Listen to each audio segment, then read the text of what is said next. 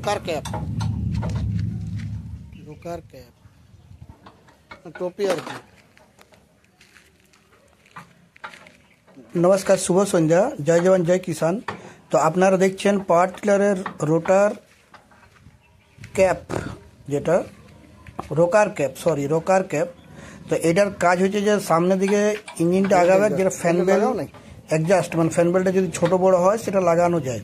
যেমন সামনের দিকে একটা নাট আছে হেডলাইটের কাছে নিচে করে, সেই নাটটা ও আগে পিছিয়ে করবে।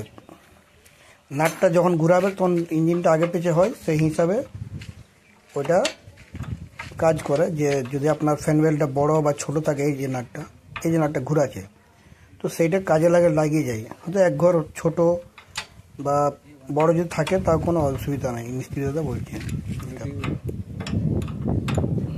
এটা কি খুঁজে? এটা এক্সজাস্ট।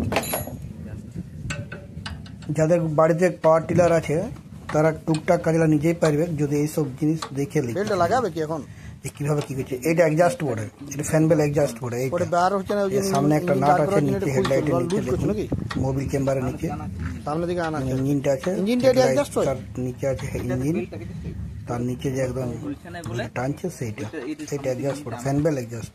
ফ্যান বেলটা যেটা 3টা ফ্যান বেল লাগে সেইটা 74 আর এরকম ভাবে এডজাস্ট করে দেন নাকি? যেটা ইচ্ছা লাগাতে পারেন, এডজাস্ট করতে হবে আপনাকে, এডজাস্ট করতে হবে আপনাকে। B74 B75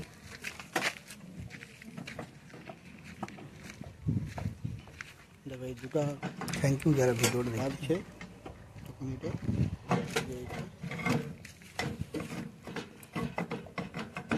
রোকার cap,